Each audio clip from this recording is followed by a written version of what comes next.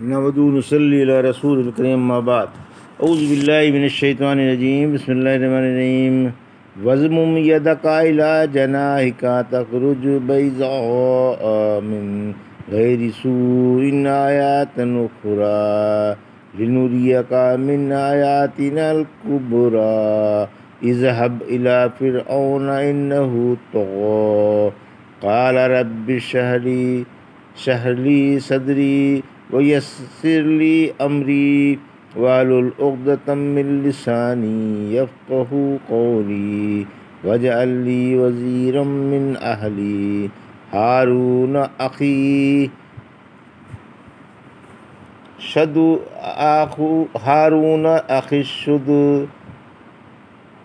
اشدد بہ ازری واشرکہ فی امری کَیْ نُسَبِّحَکَ کَثِیرًا وَنَذْکُرَکَ کَثِیرًا اِنَّکَ کُنتَ بِنَا بَصِیرًا۔ ابھی آپ نے سورہ طٰہٰ کی آیت 22 سے 35 کی تلاوت سماعت فرمائی۔ ان آیتوں کا ترجمہ اور تفسیر اس طرح ہے: وَاضْمُمْ يَدَكَ إِلَىٰ جَنَاحِكَ تَخْرُجْ بَيْضَاءَ مِنْ غَيْرِ سُوءٍ آيَاتًا أُخْرَىٰ آیت 22 لِنُرِيَكَ مِنْ آيَاتِنَا الْكُبْرَىٰ آیت 23 اذْهَبْ إِلَىٰ فِرْعَوْنَ إِنَّهُ طَغَىٰ آیت 24 قَالَ رَبِّ اشْرَحْ لِي صَدْرِي آیت 25 وَيَسِّرْ لِي أَمْرِي آیت 26 واحلل عقدۃ من لسانی آیت 27 یفقہوا قولی آیت 28 واجعل لی وزیرا من اہلی آیت 29 ہارون اخی آیت 30 اشدد بہ ازری آیت 31 واشرکہ فی امری آیت 32 کئی نسبحک کثیرا آیت 33 ونذکرک کثیرا آیت 34 انک کنت بنا بصیرا آیت 35۔ ترجمہ: اپنا ہاتھ بغل میں لے جاؤ، وہ بلا کسی عیب کے چمکتا ہوا سفید نکلے گا۔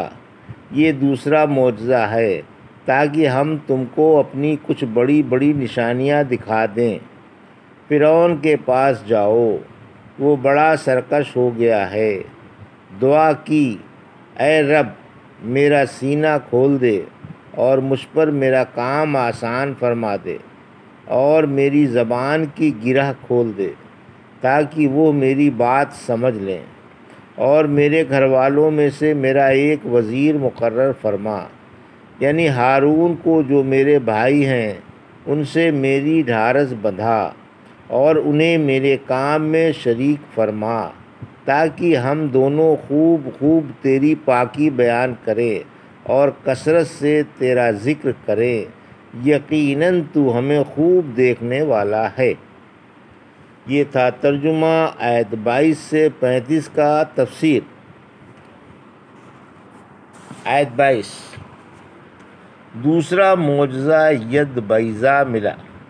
یہ موسیٰ علیہ السلام کو دوسرا بڑا معجزہ ملا۔ اللہ نے آپ کو حکم فرمایا کہ اپنے گریبان میں جس کی صراحت دوسری آیت میں ہے ہاتھ ڈال کر نکال لو، جس کی تعبیر یہاں اور ایک دوسری آیت میں جناح سے کی ہے۔ آیت 23 یہ دو بڑے بڑے معجزے آپ کو ملے تو اللہ نے موسیٰ علیہ السلام سے فرمایا، قریب آؤ۔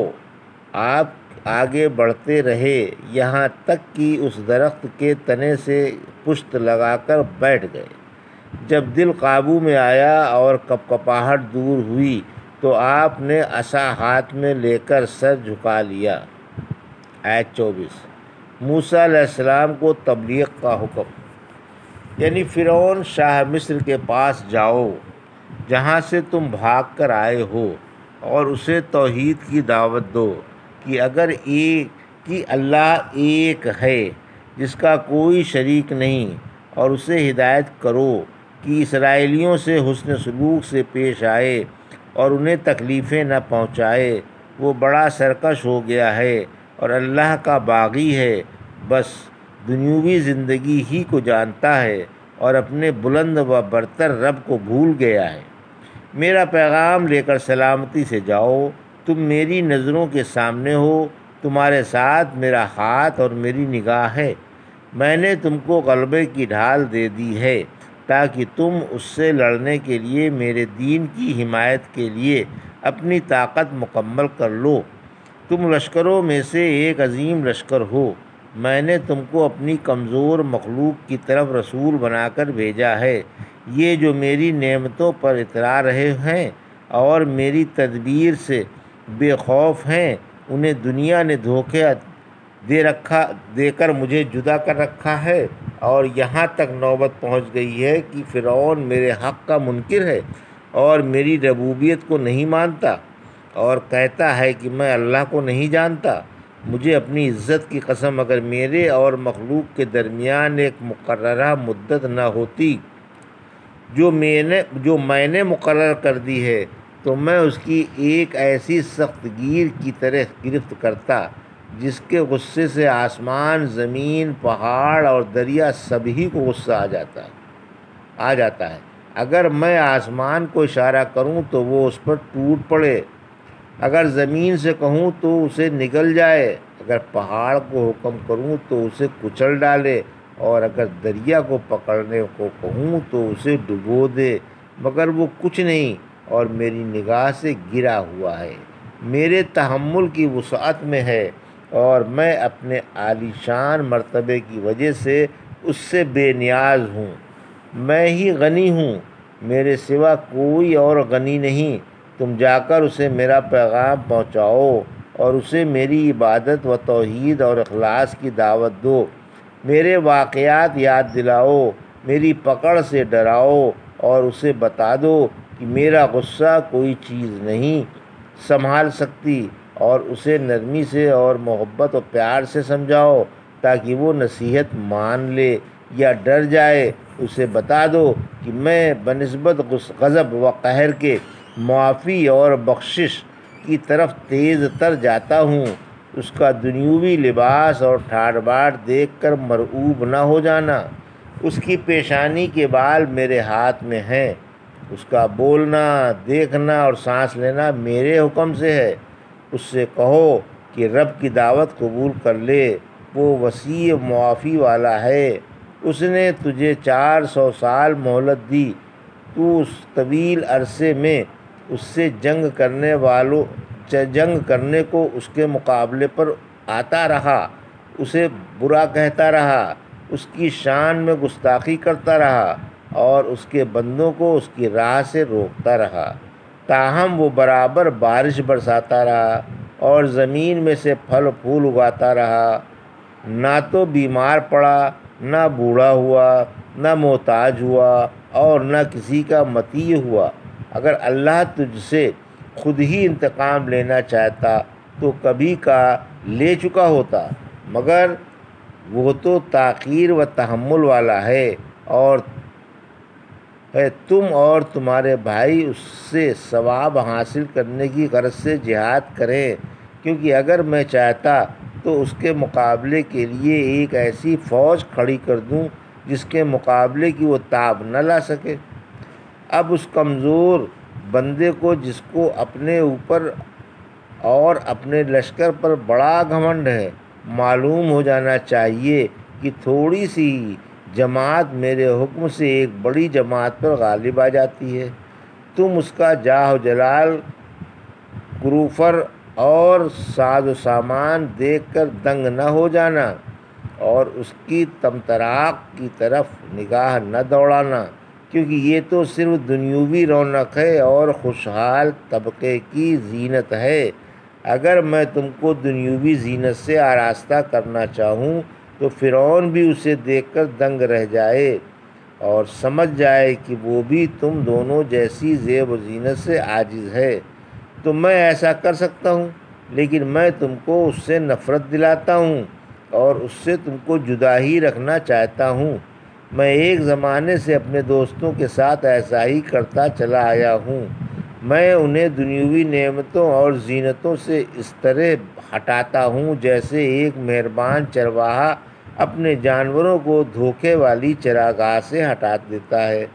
یہ اس لیے نہیں کہ وہ میری نگاہ میں حقیر ہیں، بلکہ محض اس لیے کہ وہ میرے عزت کے گھر میں اپنا پورا حصہ لے سکیں، جسے دنیا نے مجروح نہ کیا ہو۔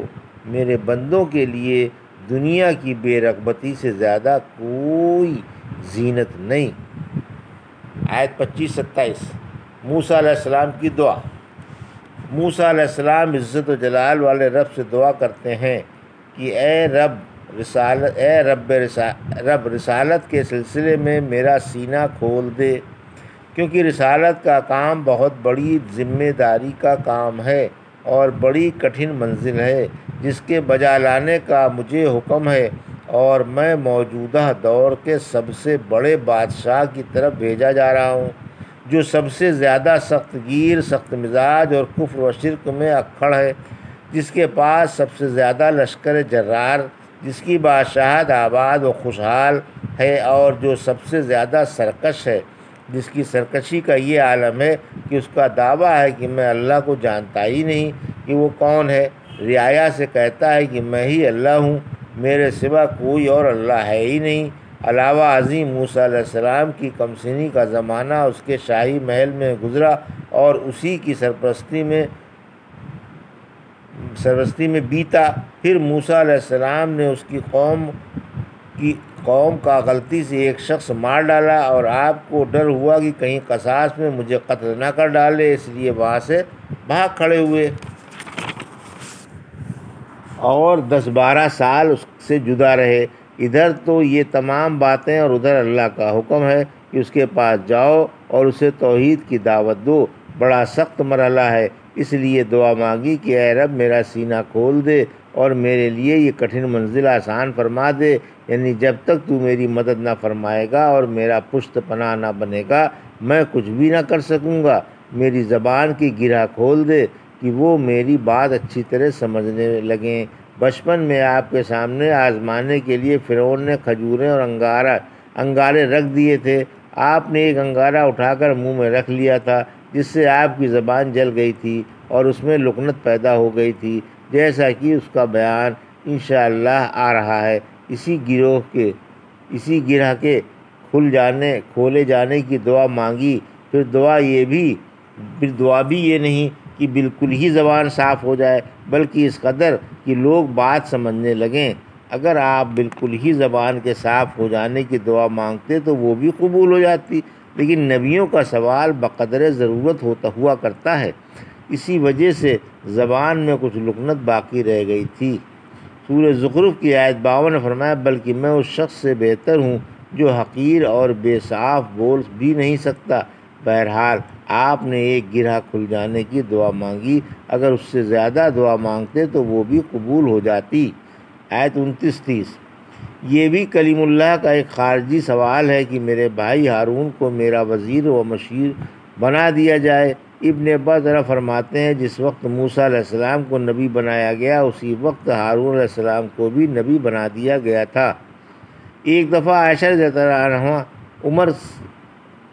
عمرے کی غرض سے مکے کو روانہ ہوئیں۔ آپ کہیں دیہاتیوں میں ٹھہر گئیں۔ سنا کہ ایک شخص لوگوں سے پوچھ رہا ہے کہ دنیا میں کون سا بھائی اپنے بھائی کے لیے مفید ترین ثابت ہوا۔ لوگوں نے کہا ہمیں تو معلوم نہیں۔ سائل بولا اللہ کی قسم میں جانتا ہوں۔ میں نے دل میں کہا۔ اس نے قسم میں انشاءاللہ بھی نہیں کہا، یقیناً اسے جواب معلوم ہوگا۔ بولا موسیٰ علیہ السلام ہیں، کیونکہ آپ نے اپنے بھائی کے لیے نبوت کا سوال کیا تھا۔ جواب سن کر میں نے کہا واقعی اس نے ٹھیک جواب دیا۔ میں نے کہا اسی وجہ سے اللہ نے موسیٰ علیہ السلام کی تعریف فرمائی ہے۔ سورہ احزاب کی آیت 69 میں آپ اللہ کے نزدیک بڑی عزت والے ہیں۔ آیت 31 یعنی انہیں میرا پشت پناہ بنا اور ان سے میری کمر کس دے۔ آیت 32 یعنی انہیں میرے مشورے میں شریک فرما۔ آیت 33-34 انسان کثرت سے ذکر کرنے والا کب ہوتا ہے؟ انسان اس وقت تک کثرت سے ذکر کرنے والا نہیں ہوتا جب تک کہ کھڑے بیٹھے اور لیٹے اللہ کا ذکر نہ کرتا رہے۔ آیت 35 اللہ کی نعمتوں کا شکر ہے، یعنی تو نے جو ہم کو نبوت کے لیے انتخاب فرما کر اعزاز نبوت سے نوازا ہے اور ہمیں فرعون کی طرف رسول بنا کر بھیجا ہے، تو ہمارے حال سے خوب واقف ہے۔ تیری ان عظیم نعمتوں کا ہم تہ دل سے شکر ادا کرتے ہیں۔ یہ تھا سورہ طٰہٰ کی آیت 22 سے 35 کا ترجمہ اور تفسیر جو بھی آپ نے سماعت فرمائی۔ بارک اللہ لی و لکم فی القرآن الحکیم و نفعنی وایاکم بآیات الذکر الحکیم۔